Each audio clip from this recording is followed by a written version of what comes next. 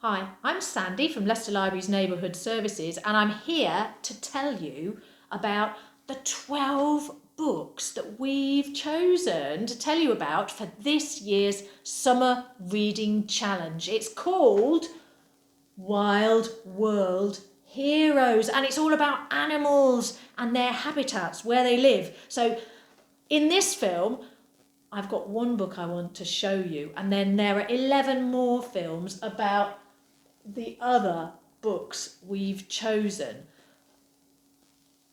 This is the one I've got today. Can you see that? It's The Last Bear by Hannah Gold, and illustrated, the pictures, like this gorgeous one on the front, are by Levi Pinfold, and it's published by HarperCollins Children's Books.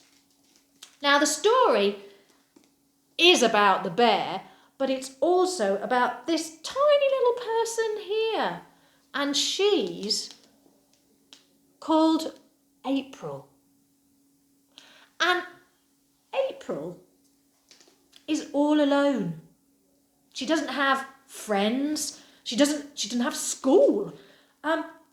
She doesn't really have family except her dad, who's with her in the story. There's no houses, no cars, nothing. And that's because she's not living here. She's moved far, far up north to the Arctic Circle, to a tiny island called Bear Island.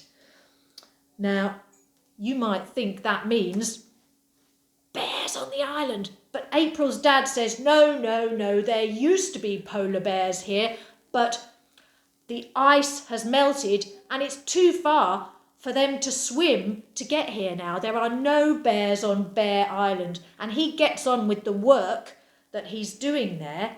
That's what brought them there, which is measuring temperatures to track climate change, the ice melting for climate change. I bet you've heard of that.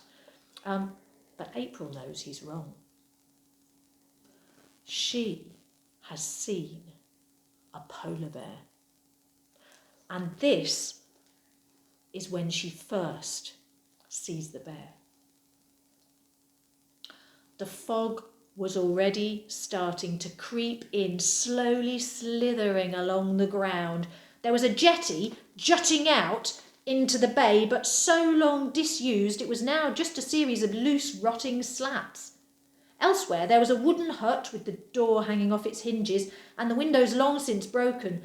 Upturned on the shore was the abandoned hull of an old fishing boat. A rusting pile of metal ropes sat next to it.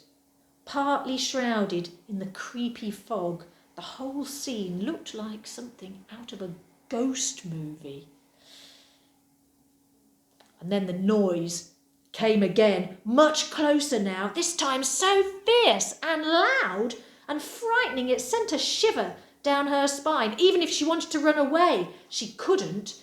Instead, she became rooted to the ground as every nerve in her body buzzed and hummed like electricity. It was as if time suddenly froze, or at least slowed down. The air itself felt sharp and still. The wind stopped. Even the sea held its breath. And April knew. If she looked up, her life would never be the same again, that this moment itself was going to alter her in some way, maybe even forever. She slowly raised her eyes. And there, standing on the other side of the beach, maybe 50 metres away, was the most magnificent creature she had ever seen. And that was Bear. And April and Bear get to know each other, which sounds incredible, but it's amazing what can happen in a story. And what happens to April and Bear is they find out what and where being at home really means together. So I loved this story, but there are loads of stories in the library for you to choose. So come along to the library this summer and see what you can borrow from all of the wonderful books we've got for you. Bye.